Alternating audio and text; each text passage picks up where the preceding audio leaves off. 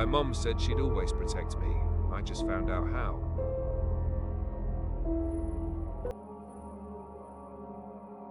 My mother always told me she would never let anyone hurt me. It was the promise she whispered into my hair at night, the shield she held up against the world. I just never understood what that promise truly cost. It all started the year I turned 9, the year I met Lyra.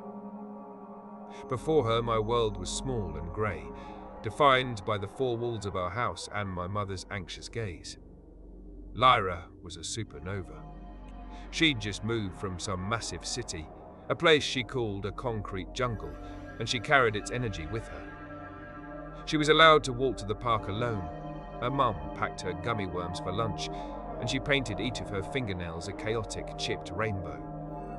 We were the only 2 kids on our street who took the bus, a fact that forged our friendship in the early morning quiet.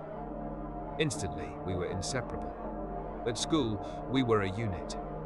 On the bus, we were a fortress, and we needed one because of Silas. Silas was a storm cloud in human form, a boy on the bus who made it his mission to make my life miserable. But the day Lyra sat next to me, he froze. He'd start to open his mouth, catch her eye, and the sneer would just dissolve. He started avoiding our side of the bus entirely. When I finally asked her why, she just offered a sly, secretive smile. Me and Silas, she'd said, we had a little chat. From then on, if he so much as glanced in our direction, she'd call out, "What's up, Smurfhead?" in reference to the bright blue ball cap he never took off. The whole bus would erupt in laughter. She was my knight in shining, graphite-covered armor. Every single day the bus would stop and Lyra would ask, "Wanna come over?" And every single day the answer was the same. My mum would say no. "I haven't met her, Mother," she'd say, her voice tight. "When I meet her, Mother, then we can talk." "But Mom, please, Lyra's so cool. Her mom has to be cool too," I'd whine, the desperation thick in my throat. She would kneel down, wrapping me in a hug so tight it almost hurt, and whisper that familiar promise. "I don't know her. She is a stranger. And strangers can hurt little girls. I would never, ever let anyone hurt you. I couldn't live with myself." And that was that. The conversation was a brick wall. I'd ask Lyra every day if her mom could meet mine. She'd just shrug, her eyes already on some imaginary adventure. "My mom's crazy busy," she'd say. "I'll ask though." Then came the day that changed everything. My mum was working a late shift, her instructions clear. Go straight home, lock the door, and don't open it for anyone. But as we got off the bus, Lyra's eyes lit up. "You have to come over," she said, her voice dropping to a conspiratorial whisper. "I just got the new Mario Kart." My stomach twisted. "I can't." My mum said I have to go right home. Lyra tilted her head. "Come on. She's working late. Would she even notice if you were gone for just 1 extra hour?" And the honest answer was no. Not right away, at least. "Okay," I breathed, my heart hammering against my ribs. "But just for a little bit." Lyra's house wasn't just a house, it was a scene from a movie.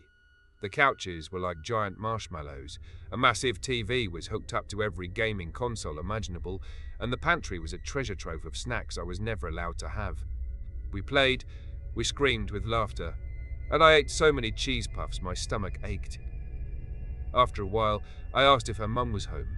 Lyra nodded towards a heavy, dark wood door at the end of the hall. "She's in her office. It's in the basement," she said, not taking her eyes off the screen as she expertly drifted around a corner. "I'm not supposed to bother her, but I can text her if you need something." The door seemed final, solid. There were no sounds coming from behind it. "Oh, no, it's okay." "What does she do?" Lyra shrugged, her thumb mashing the buttons to launch a red shell. "I don't know. Meetings. She's on the phone all day, always talking." A glance at the microwave clock sent a jolt of panic through me. It had been nearly 2 hours. "I have to go," I said, scrambling to throw my snack wrappers away. What? No way. Just one more race, she pleaded. Lyra, I really have to. Her eyes met mine, wide and serious. I'll walk you back. I'll make sure you're home before your mum is. Don't you trust me? Before I could answer, a calm, cool voice drifted from the hallway. Hey, girls. Lyra's mum stood there. She was tall and elegant, with a kind face but eyes that seemed to see everything. She was drying her hands on a dish towel. Mum, this is Elara. Can you call her mum and ask if she can stay longer? Lyra blurted out. I whispered frantically, Lyra, my mum doesn't even know I'm here. Her mum's perfectly shaped eyebrows rose just a fraction. She shut the basement door behind her, the click of the lock echoing in the quiet hall. Well then, we should certainly fix that. Give me her number. I'll tell her how persuasive my daughter can be. I'll even ask if you can stay for dinner. I gave her the number, my hands trembling. She was so charming, so reasonable. I felt a wave of relief wash over me. When she got my mum on the phone, the relief evaporated. My mum's voice was clipped and cold even through the receiver. She was on her way. Now. At the front door, my mum's anger was a physical force. Young lady, we will talk about this at home, she hissed under her breath. Just then, Lyra's mum glided into the foyer. She extended a hand to my mother. Hi, I'm Lyra's mother, Calliope. My mum took her hand, and the strangest thing happened. Calliope's friendly smile faltered. She tilted her head, her gaze sharpening, becoming analytical. Have we met before? My mother's face went chalky white. She pulled her hand back as if she'd been burned. I don't think so, she said, her voice flat and empty. The air crackled with a tension I didn't understand. Calliope, to her credit, recovered instantly, apologizing and offering my mum a glass of wine. Soon, they were talking about the trials of being single mothers. It was bizarre. You can never be too careful, Calliope said to my mum as we were leaving, her eyes full of understanding. You never know who you're sending your daughter home with. In the car, I held my breath, waiting for the explosion. It never came. After a long, silent drive, I dared to ask if I could go over to Lyra's again. My mum was quiet for a moment that stretched into an eternity. Then, she nodded. I was ecstatic. Life changed after that. My mum would call Calliope directly, asking if I could stay over when she worked late. Lyra and I were in heaven. Her room was an explosion of purple, her backyard had a pool, and she owned every movie I'd ever wanted to see. The entire house was our kingdom. All of it except for the basement. That was where her mum worked. The door was always locked. One night, over a dinner of takeout pizza, I asked Calliope what her meetings were about. She paused, seeming to choose her words with immense care. It's nothing that would interest you girls. I see. Clients. Downstairs. I have a separate entrance for them on the side of the house. I suppose you could say I give people advice. What kind of people? I asked. Crazy people, Lyra chirped through a mouthful of cheese. Lyra, that is not an appropriate word, her mom scolded gently, but without any real heat. She turned back to me. They're just people who need a little extra help navigating their thoughts, Alara. We all need that from time to time, don't we? I nodded, pretending to understand. Later that night, tucked into my own bed, I asked my mum about it. It sounds like her mum is a kind of therapist, she said. Her voice strained as she smoothed my blankets. What's a therapist? They listen to people's problems, and they try to help them. Like you do for me? A soft, sad laugh escaped her. Yes, sweetie, just like I do for you. She kissed my forehead, the light clicking off, plunging the room into darkness. Mum? I called out to her retreating form. Yes, my dear? Lyra said her mum helps crazy people. The silence that followed was heavy. I could feel her standing in the doorway, a silhouette against the hall light. Then another one of those soft, strange laughs. Good night, sweetheart. The door clicked shut. The next day, Lyra was home with a stomach bug. School was a colourless void without her. To pass the time, I drew a picture of us as Mario Kart races, making sure to colour Lyra's car a vibrant, shimmering purple. Our teacher gave me Lyra's homework to drop off, and I figured the picture would cheer her up. The bus ride home was a nightmare. Without my shield, I was defenseless. Hey, Elalaya. Silas's voice was a venomous hiss in my ear. Where's your girlfriend? I stared straight ahead, my knuckles white on the straps of my backpack. He yanked my ponytail hard. Hey, I asked you a question, loser. Leave me alone, Silas, I said, my voice firmer than I felt. He scoffed and snatched my backpack from the seat beside me. The drawing fluttered out. He grabbed it before it could hit the floor. Hey, give it back, I yelled, lunging for it. He held it up, laughing, showing it to his friends. The heat of humiliation crept up my neck. I worked really hard on that, I said, my voice wavering. Silas's face twisted into a mock, sympathetic smile. You're right, Ilara. I'll give it back. He held it out.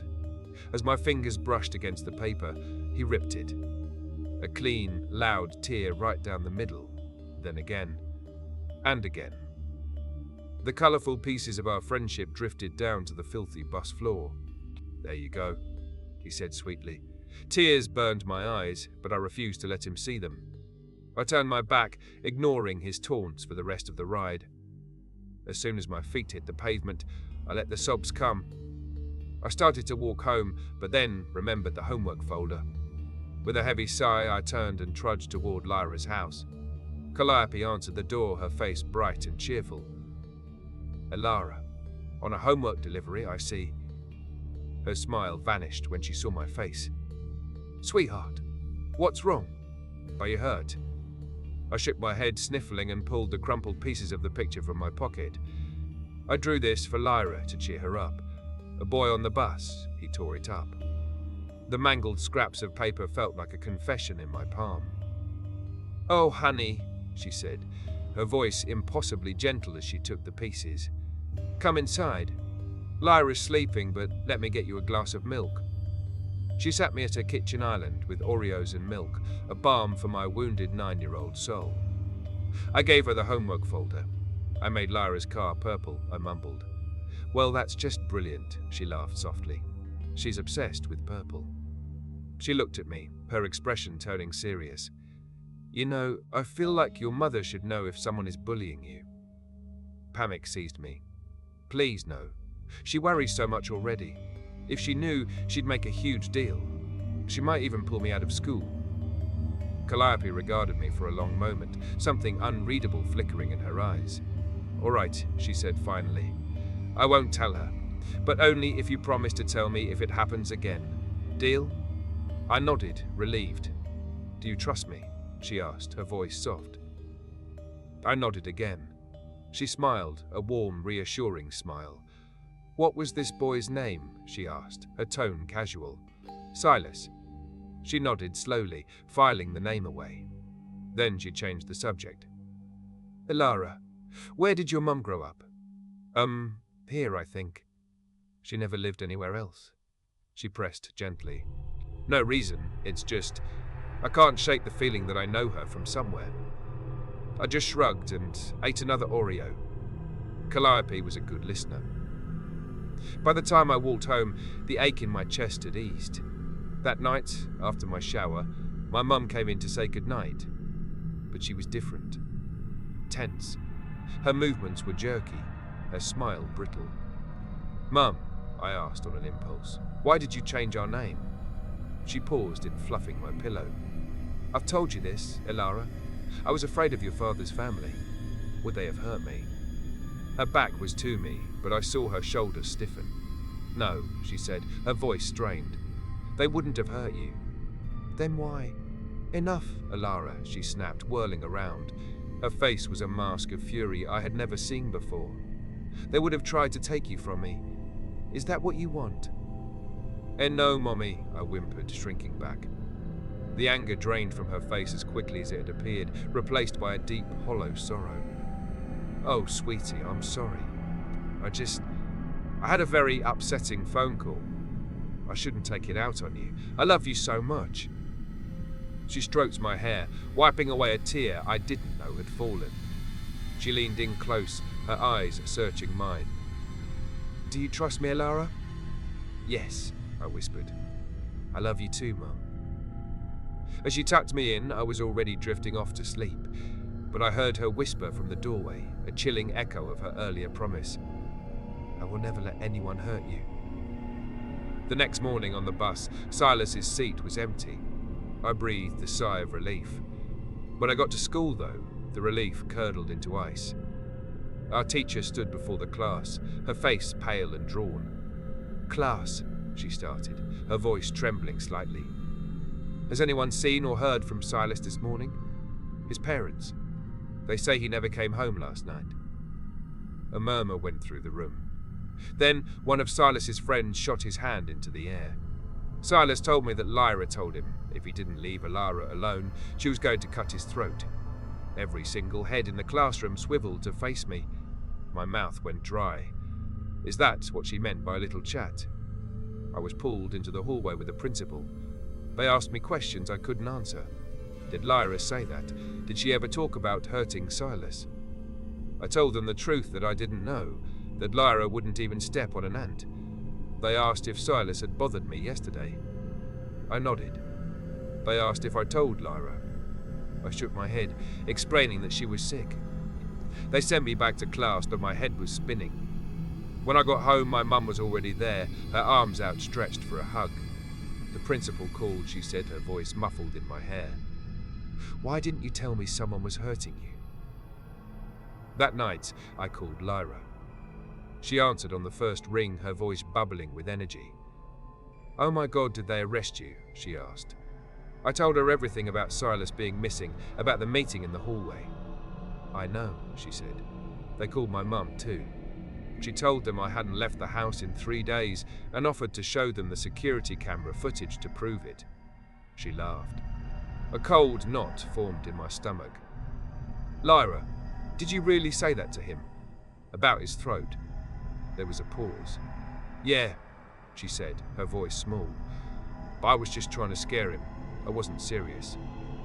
She sighed. "But it worked, right? He left you alone until yesterday." My blood ran cold.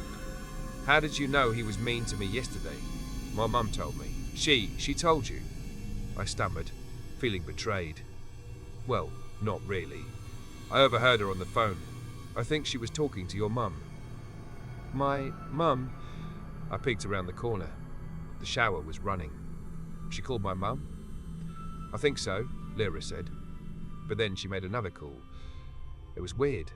She was talking to someone from her work, asking about some super old case. About some woman who had the same first name as your mum. This woman, completely lost her mind 10 years ago. They said she killed her boyfriend in college and then just vanished. My mum said she studied the case in school or something. Isn't that creepy? The phone felt slippery in my hand. They had my mum's name. "Yup," Lyra said, popping the P. "At least her first name, and I guess the woman in the picture kind of looked like her. Total coincidence, right?" Silence. "Ilara, you there?" "I'll call you back," I said, my voice a hollow echo of itself, and hung up. I couldn't breathe. The walls of the kitchen felt like they were closing in. I needed air. I stumbled out into the garage, the familiar smell of oil and damp concrete doing nothing to calm me. I reached for the button to open the big roll-up door, my hand shaking.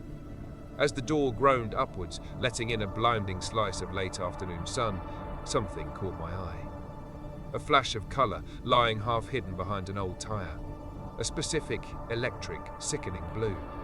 My chin began to tremble as I walked towards it, my feet feeling like lead. I bent down and picked it up. It was a baseball cap. I turned it over, and on the white tag inside, printed in black marker, was a single word. Silas. I dropped it as if it were on fire. A gasp escaped my lips, sharp and ragged. I spun around, back towards the safety of the house, and froze. My mother was standing in the doorway, a towel wrapped around her wet hair, a calm, serene smile on her face. She tilted her head, her eyes soft and full of a terrifying, absolute love. "I told you I would never let anyone hurt you, sweetheart," she said, her voice as gentle as a lullaby. "Not now. Not ever. Don't you trust me?"